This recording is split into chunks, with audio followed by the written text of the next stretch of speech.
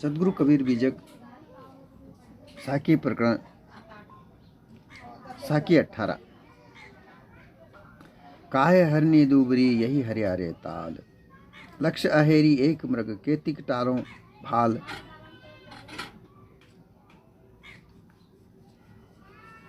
एक तालाब है जिसमें स्वच्छ जल है, चारों ओर हरा भरा घास है, वृक्ष हैं।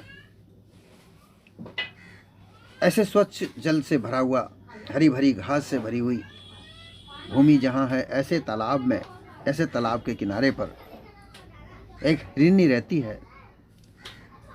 और वो हिरनी दुखी है, दूबरी है, दुखी है। इतना जल पीने के लिए है, स्वच्छ जल पीने के लिए है, उसे भोजन के लिए हरी भरी घास है, लेकिन वह फिर भी दुखी है। सदगुरु कबीर ने इस स्थिति को यहाँ इस साकी के द्वारा रखा है कि एक हिरनी स्वच्छ जल से भरे हुए जल के चारों ओर हरा भरा घास है, हरे भरे वृक्ष हैं, ऐसे स्थान पर रहते हुए भी वो दुबली है। और उससे जब पूछा गया कि तू दुबली क्यों है, तो उसने जवाब दिया कि लक्ष्य अहेरी एक मृग केतिक टारों भाल। लाखों शिकारी, अहेरी यानी शिकारी, एक मृग यानी कि एक हिरन, उस एक हिरन को देखकर कई शिकारी उसका शिकार करने के लिए चारों तरफ उसको दबोचने के लिए घूम रहे हैं। उनके पास में कई हथियार हैं, तीर हैं, भाले हैं, बर्छा हैं। उनके भाल, उन भालों से, उन तीरों से, उन बर्छों की घात से वो कैसे बचे? वो लाखों अहेरी, वो लाखों शिकारी अपनी घात लगाकर उस हिरण को पकड़ने के लिए घूम रहे हैं, इसलिए वो उनसे कैसे बचे? बस इसी सोच में वह दुखी है, इसी सोच में वह दुबली है, भयभीत होकर। हरा भरा घास तो चरती है, स्वच्छ पानी तो पीती है, परंतु फिर भी दुबली है। इसी तरीके से इसका एक विचार यह है कि कोई स्त्री है, वह स्त्री उसके हरे भरे संसार में रहती है, उसका घर परिवार खूब संपन्न है, खूब हरियाला है, परंतु फिर भी वह दुखी है। एक विचार यह बैठता है कि जो मानव तन में ये जीव है, इस जीव के अंतःकरण में एक बुद्धि है, मन चित्त बुद्धि अहंकार, जो बुद्धि रूपी स्त्री है, जो निर्णय करती है, वह भी दुखी है, क्योंकि उसे इस हरे भरे मानव तन में, अंतःकरण में निवास प्राप्त है। वह यहाँ खूब रहती है, परंतु फिर भी वह दुखी है। इन विचारों के अलग अलग विचार बैठते हैं, इनके अलग अलग निर्णय बैठते हैं। जैसे बुद्धि को ज्ञान प्राप्त होता है, बुद्धि को ज्ञान चाहिए, परंतु उसे ज्ञान नहीं मिल पा रहा है, वह इसलिए दुखी है। भ्रमिक काल्पनिक ज्ञान उसे प्राप्त हो रहा है। बुद्धि को ज्ञान मन के द्वारा प्राप्त होता है, और मन इस संसार में जैसा जैसा संगत करता है, वैसा उसे ज्ञान प्राप्त होता है। ये मन गुरुआ प्रपंचियों के प्रपंच में फंसा हुआ है, भ्रमिक ज्ञान एकत्रित करता है, उनकी संगत में रहता है, उसे वही भ्रमिक गुरुओं का ज्ञान, अनुमान कल्पना का जो ज्ञान उसे प्राप्त होता है, वह उसी में लगा हुआ है, वह उसी की भक्ति करता है, जो हरि अर्थात अज्ञानता को हरने वाले, माया को हरने वाला कोई हरि है, ईश्वर है, ऐसा मानकर उसकी भक्ति में लगा हुआ है। और वही ज्ञान, वही भ्रमिक ज्ञान ही उसको प्राप्त होता है, वह बुद्धि को प्राप्त होता है, और वो बुद्धि उससे दुखी है। सर्वोत्तम मनुष्य शरीर पाकर के भी पारखी संतों का सत्संग में न लगकर, पारक बोध प्राप्त न करके, अपने आप कोई विषयासक्त होकर संसार प्रपंच में फंसकर मानव देह में भी ये जीव दुखी है, क्योंकि उसको मन के द्वारा जो भास मिलता है, विषय वासना का जो भास उसे प्राप्त होता है, विषय भोगों का जो भास मिलता है, उसके आधार पर ही उसका अध्यास बनता है और वो उसी से ही दुखी है। परम बेहाल दुखी होकर वो देख रहा है कि मेरे साथ में कितने लोग हैं, मुझे मारने के लिए कितने कितने लोग हैं, मुझे फंसाने के लिए कितने कितने लोग हैं। इस वजह से वह दुखी है।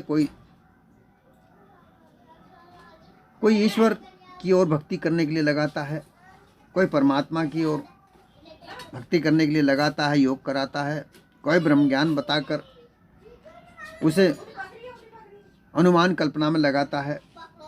ऐसे शिकारी रूप गुरुआ लोग, विषय प्रपंच संसारी लोग चारों ओर से घेरा डालकर एक मृग रूप एक जीव को फंसाकर विनाश करने के लिए विभिन्न प्रकार के शस्त्र, भाल अर्थात भाले, तीर, कमान इत्यादि का, बरछा, घासा, अनेक प्रकार के अस्त्र शस्त्र, विषय विलासी की वाणी के तीर बारंबार चला चला कर मारते जा रहे हैं। ये जो मानव तन है, ये एक हरियारा ताल है। इसमें सर्व सामर्थ्य की वस्तुएं हैं। इसमें जो इंद्रियां हैं, ज्ञान इंद्रियां हैं, कर्म इंद्रियां हैं, वो सब सामर्थ्य हैं। संसार भर के सुखों को प्राप्त करने का सामर्थ्य रखती है। संसार भर के सुखों को प्राप्त करने के कर्मों को करने का सामर्थ्य रखती हैं। स्वच्छ जल अर्थात निर्मल ज्ञान भी इस संसार में है और अज्ञान भी इस संसार में है, परंतु विभिन्न प्रकार की विद्याओं का निर्माण करके अविद्या का पूरा संसार विषय भरा पड़ा है और विद्या भी इस संसार में है। विद्या से धन कमाने के साधन प्राप्त होते हैं और अविद्या से छल कपट पाखंड का रास्ता मिलता है, मायावी स्वरूप मिलता है, मायावी प्रसंग मिलता है।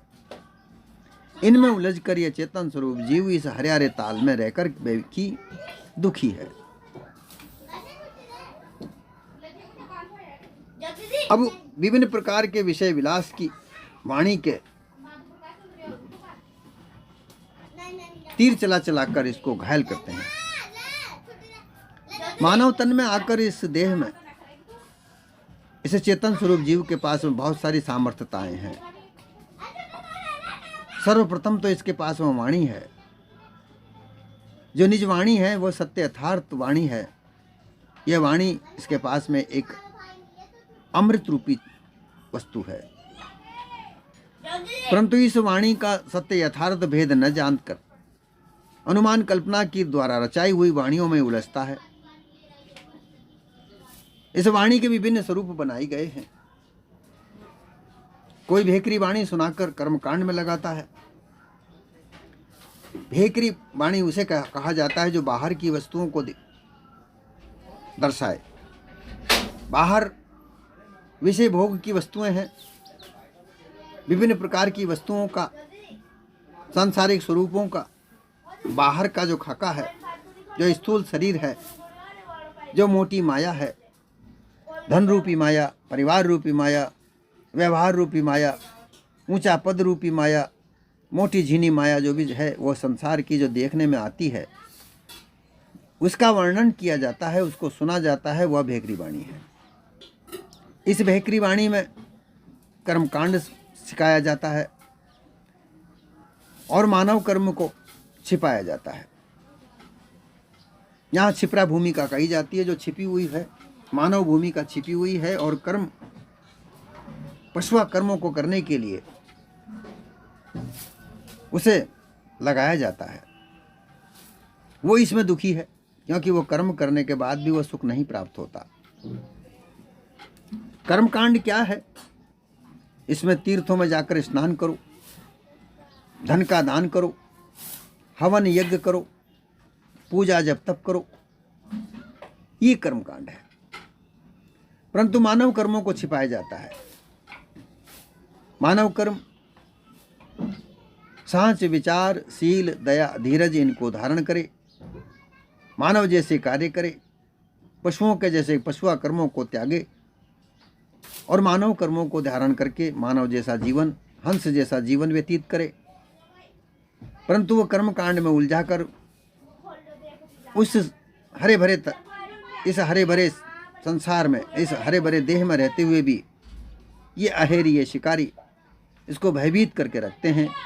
उसको काल का झांसा बताते हैं कि काल तुम्हें खा जाएगा। अगर तुम दान पुण्य यज्ञ नहीं करोगे, तीर्थों में जाकर स्नान नहीं करोगे तो तुम्हें अंत समय में काल खा जाएगा। ये काल का भय बताकर उसे भयभीत वाणियाँ सुना सुना करके उसे डराते हैं और डराकर उसे भयभीत करते हैं। इसलिए ये दुखी है, इसलिए ये दुबला है। 8 प्रकार की जड़ प्रतिमा का पूजा पाठ इनको सिखाया जाता है।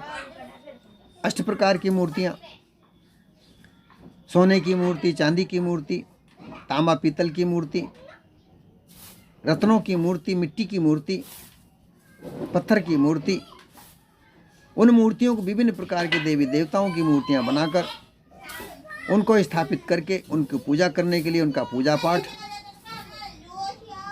बार बार उनका नाम जपना, उपवास करना, व्रत करना, यंत्र मंत्र तंत्र हवन इत्यादि कर्म कांड करना, ये वाणियाँ सुना करके नवदा भक्ति में लगाकर अष्टांग योग, योगी लोग अष्टांग योग सिखाकर, उपासक लोग उपासना के वाणी को सुनाते हैं। अब कर्मकांड की जो वाणी है वह भेकरी वाणी कहलाती है। फिर दूसरी वाणी बनाई उपासना कांड के लिए, जहां पर किसी भी देवी देवताओं की मूर्तियों के सामने या हृदय में ध्यान करने के लिए विभिन्न प्रकार के उपासना कर्मकांड बताए जाते हैं, अनुष्ठान किए जाते हैं, जिसमें बलि दी जाती है। कोई बकरे की बलि चढ़ाता है, मुर्गे की बकरी चढ़ाता है, कोई मानव की भी बलि चढ़ाते हैं। जैसा कि देखा जाता है छोटे छोटे बच्चों की बलि दी जाती हैं, व्यक्तियों की बलि दी जाती हैं। यहाँ इस उपासना कांड में उसको भयानकता से लाकर रोचकता में लाकर रोचक वाणी सुनाई जाती हैं। उसको रोचकता में लेकर के विभिन्न प्रकार के भक्तों की कथा सुना सुना करके उसको रोचकता में लेकर के उसे उपासना के बंधन में बांधा जाता है। वह इसलिए दुखी है, वह इनसे कैसे बचे। तीसरे योग कांड वाले योग सिखाते हैं, योग से सिखाते हैं परमात्मा मिलेगा, परमात्मा जब तुम्हें मिल जाएगा तो मुक्त हो जाओगे, ऐसा कहकर अष्टांग योग सिखाते हैं। विभिन्न प्रकार की योग की अष्टांग योग, ध्यान, समाधि, आसन, प्राणायाम, प्रत्याहार, ये इस प्रकार की धारणाएं बना कर योग सिखाया जाता है। विभिन्न प्रकार के कर्म, नेति, धोती, वस्त्र, ये कर्म सिखाए जाते हैं। फिर विभिन्न प्रकार की मुद्राएं। वो इसलिए दुखी है, इन योगियों की इन विद्याओं को सीखने के लिए वो दुखी है। अगर वो नहीं सीखता है तो उसको बताया जाता है कि ये नहीं सीखोगे तुम परमात्मा नहीं मिल पाएगा और तुम अंत समय में तुम्हें काल खा जाएगा। कोई ज्ञानी विषय विमोहक, कोई विषय भोग में उलझाने के लिए स्त्री सुख को बताते हैं, कोई स्त्री के पुरुष सुख बताते हैं। अर्थात स्त्री पुरुष की ओर आकर्षित है और स्त्री पुरुष की ओर आकर्षित है। ऐसे विभिन्न प्रकार की वाणियों को रच के फिर योग की वाणी पश्यंती, फिर ब्रह्म ज्ञान की वाणी परा, ऐसे करके मदा वसंती परा भेकरी वाणियों का निर्माण करके उन वाणियों में उलझाकर, वो वाणी जाल है। वाणी और खानी दो प्रकार के जालों में उलझाकर गुरुआ प्रपंची शिकारी बनकर इस चेतन स्वरूप जीव को पकड़ने के लिए, उसे शिकार करने के लिए घूम रहते हैं। इसलिए ये मन रूपी मृग, या मृग को मन भी माना जाता है, क्योंकि मन को ही पकड़ा जाता है। चेतन स्वरूप जीव अपने स्तर पर है, अपनी स्थिति पर है, परंतु मन जो भी कुछ करता है वो मन करता है।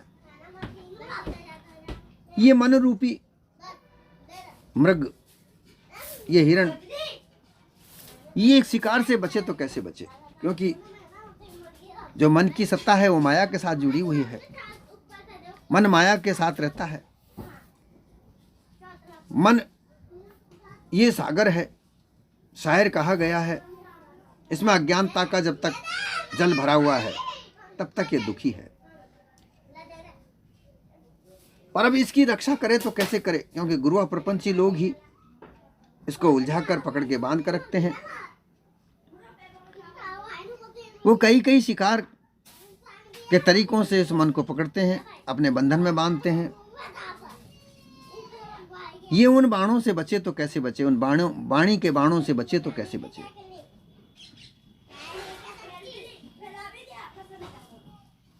इस तरीके से ये हिरण की जो दुविधा है, भ्रम है,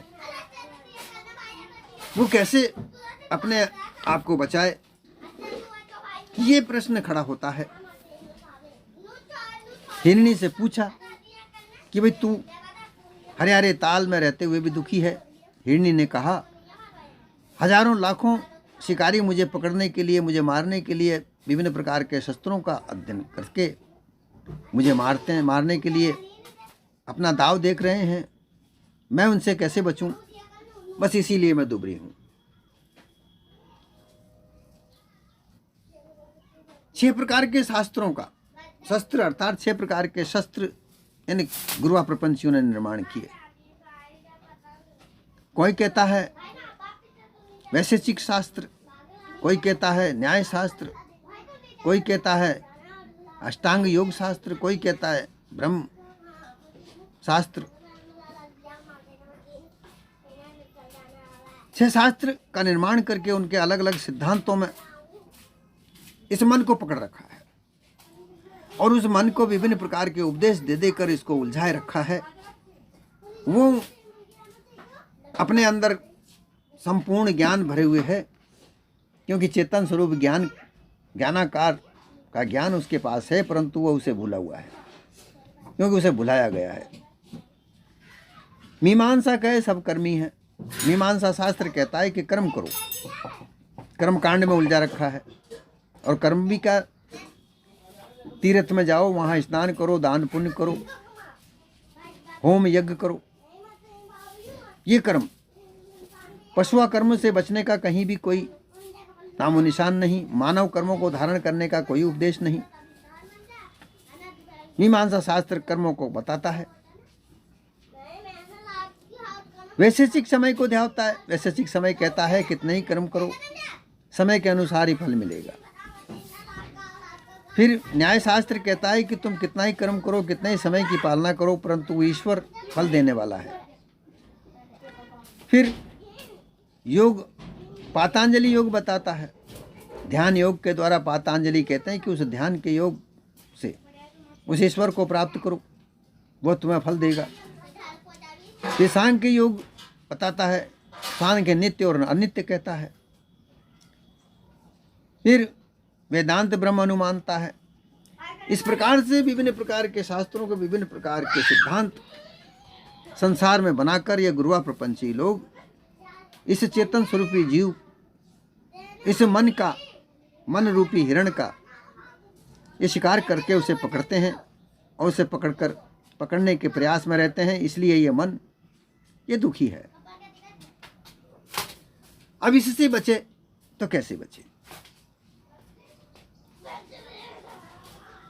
इससे बचने का एक ही तरीका है कि यह मन अपने माया से हटे, क्योंकि मन की प्रकृतियां जड़त्व को प्राप्त करती हैं। यह संकल्प विकल्प पर रहता है, यह जड़त्व को प्राप्त करता है क्योंकि अज्ञान दशा है। यह आनंद भोगता है, विषयों का आनंद भोगता है। ये मायावी स्वरूप को देखकर आकर्षित होता है, आनंद उठाता है। इसी के कार्यों में लगाया जाए तो सर्वप्रथम इसको सत्संग कहा जाता है। सांसारिक रूप लावण्य को देखकर, विषयों को देखकर इसको ऊपर चंचलता आती है, उससे विक्षेप बनता है और पाप कर्मों से मल बनता है और अज्ञान से इसका पर्दा चढ़ता है। मल विक्षेप आवरण इस मन पर चढ़े हुए होते हैं। इसलिए ये मन रूपी दर्पण जो उजला स्वच्छ है, इसमें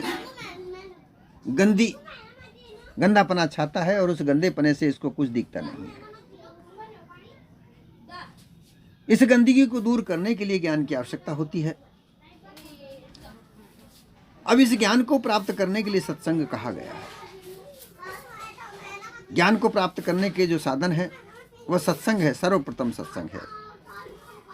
ज्ञान साधन अज्ञानता को नष्ट करने का है और जब अज्ञान नष्ट हो जाता है तो मुक्त हो जाता है, बंधन से मुक्त हो जाता है, मुक्त पद को प्राप्त करता है। और ज्ञान प्राप्त करने का साधन सत्संग है, सर्वप्रथम सत्संग है। सम संतोष विचार चौथा है सत्संग। द्वारपाल ये मोक्ष के करे मलिनता भंग। जो मन में मलिनता होती है, गंदगी होती है, विषय विकार होते हैं, उनको दूर करने के लिए सम, संतोष और विचार और सत्संग। सम अर्थात इंद्रियों को सम करना, इंद्रियों को भोग से हटाना, उनको सम करना अर्थात स्थिर रखना। संतोष करना, जो भी मिलता है उसमें संतोष करना। थोड़ा धन मिले उसे थोड़े धन में संतोष करे। विचार करके जीवन के कार्य करे और सदैव सत्संग करे। ये चारों मिलकर के इस मन की मलिनता को दूर करते हैं। और जब मन की मलिनता दूर होती है तो जो मल है, विक्षेप है, आवरण है, ये दूर होते हैं। मल पाप से बनता है और सबसे बड़ा पाप झूठ बोलना है। झूठ बोलने से जो मल बनता है वो सच बोलने से कटता है। सदैव सच बोले। विक्षेप भोग की इच्छाओं से चंचलता आती है, उन भोग की इच्छाओं को सम रखे, जो मिले उसमें संतोष करे, उससे समता आती है, स्थिरता आती है, मन की चंचलता नष्ट होती है। अज्ञान भरा हुआ होता है, वह ज्ञान प्राप्त करने से अज्ञान नष्ट होता है। और ये सब चीज़ें सत्संग से प्राप्त होती हैं। जो सद्गुरु सत्संग में मन को ज्ञान देते हैं, एक सिमरण देते हैं, उसे सिमरण करने से मन चंचलता दूर होती है। हमेशा मन को सिमरण में लगाए रखे और उस सिमरण से मन की चंचलता दूर होती है, ज्ञान का प्रसार बढ़ता है और वह इन शिकारियों के प्रपंच से छूट जाता है। पारक स्वरूप संतों के साथ सत्संग करके भ्रम निवारण करे। उनके भ्रम निवारण से जब चेतन स्वरूप सत्य यथार्थ ज्ञान प्राप्त होता है, तब यह मन स्थिर होकर अपने चेतन स्वरूप से मिल जाता है। उनकी गास और फांस, गास अर्थात भ्रम और फांस अर्थात बंधन, ये सब खत्म हो जाते हैं। इसलिए सदगुरु कबीर ने कहा कि तुम पारक बोध प्राप्त करके संबंधनों से मुक्त हो जाओगे। जो अहेरी हैं, जो शिकारी हैं, उन शिकारियों के प्रपंच से दूर हट जाओगे। उनके शिकार के घेरा से तुम दूर हट जाओगे। उनके दूर होने के लिए तुम्हें पार की संतों का संग करना है। पार की संतों का संग करके तुम अपने आप को अपने निज पद में लगाए रखो। जो निज पद चेतन स्वरूप जीव का जो पद है उसमें लगे रखो। सत्य यथार्थ ज्ञान प्राप्त करो। मन रूपी मलच्छ, जो मल विक्षेप आवरण जो मन पर चढ़ा हुआ है, इसको साफ सुथरा करो। जब यह मन साफ हो जाएगा तब इसको चेतन स्वरूप जीव की निर्मल छवि दिखेगी और उस छवि को प्राप्त करके वो उसमें स्थिर हो जाएगा। कहीं अन्यत्र इधर उधर भटकेगा नहीं और उसका अंतर्मुख में ही आनंद प्राप्त करेगा, क्योंकि मन आनंद के बगैर नहीं रह सकता। एक क्षण भी आनंद के बगैर ये मन नहीं रह सकता। और जब सतगुरु के वचनों को सुनकर उनका सिमरण करके सत्संग करके मलि विक्षेप आवरण का समाप्त हो जाना और इस मन रूपी दर्पण का साफ हो जाने से जब वहाँ निज स्वरूप की प्राप्ति होती है, निर्मल स्वरूप चेतन स्वरूप जीव का दिखता है, फिर उसको प्राप्त करने के बाद किसी अन्य की आवश्यकता नहीं रह जाती। वो अपने आप में जो भरा हुआ तालाब है, क्योंकि ज्ञान मन के अंदर ही है, वहीं भरा हुआ है, केवल आवरण से ढका हुआ है। उस आवरण को हटाकर, उस आवरण को जब हटाया जाता है, सत्संग के साथ हटाया जाता है, संतों का संग करके हटाया जाता है, निर्मल वचन सुनकर हटाया जाता है, इसके लिए कोई अनुमान कल्पना की आवश्यकता नहीं रह जाती। अनुमान कल्पना बंधनों में बांधते हैं। उन बंधनों में बंधकर जो शिकारी हैं वो शिकार करने के लिए चारों तरफ घूमते हैं। वो कई तरीके से शिकार करते हैं और अपने आप के बंधन में वो बांधते हैं। खुद बंधे हुए हैं और दूसरों को भी वो बांधते हैं और शिकार कर लेते हैं।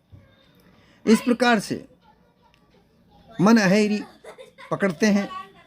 वहाँ से बचने का एक ही तरीका है, सद्गुरु का संग करे, निर्मल वचनों को सुने, उन वचनों का स्मरण करे, ध्यान करे, धारणा करे और फिर अपने मन को साफ करे। जब मन साफ हो जाता है, निर्मल हो जाता है, तब तो ये मन अपने दर्पण रूपी को साफ करके निर्मल स्वच्छ होकर के अपने निज स्वरूप को प्राप्त करता है। जो स्थिति निर्बंध स्थिति है, अमृत को प्राप्त करने की स्थिति है, ऐसी स्थिति को प्राप्त करने के बाद किसी अन्य वस्तु की आवश्यकता नहीं रह जाती। आवश्यकता नहीं रहने पर स्थिर बुद्धि हो जाती है और वो बुद्धि जो दुखी है वह भी अपने आप को सत्य यथार्थ निर्णय करने पर सक्षम हो जाती है। और जब फिर विवेक धारण होता है, विवेक और वैराग ये चित्त की प्रकृतियां हैं। जब मन से ज्ञान प्राप्त होता है बुद्धि को, तब बुद्धि को जब ज्ञान प्राप्त होता है तो वो अग्रसर होती है, आगे बढ़ती है। तब उसकी प्रकृति चित्त से मिलती हैं और चित्त से विवेक वैराग प्राप्त होता है। और विवेक और वैराग जब प्राप्त होता है तो सत्य यथार्थ पर चलने का सामर्थ्यता आती है, सत्य यथार्थ ज्ञान को धारण करने की सामर्थ्यता आती है। और ऐसा धारण करने से विभिन्न प्रकार के जो बंधन हैं, विभिन्न प्रकार के जो शिकारी हैं, उनसे सबसे दूर होकर अपने निस्वरूप में स्थित होकर अपने आप में स्थित हो जाता है, निर्बंधन हो जाता है, जीवत मुक्त हो जाता है। किसी प्रकार का कोई भय नहीं रहता। जिस भय से वह हिरनी दुबली है, वो दुबलापन उसका मिटता है, वो सर्व सामर्थ्य हो जाती है। दुबलापना अल्पज्ञता है और वह स्वच्छ होकर कर सामर्थ्य हो जाती है, अपना निर्णय स्वयं लेती है, किसी अन्य के आधार पर नहीं।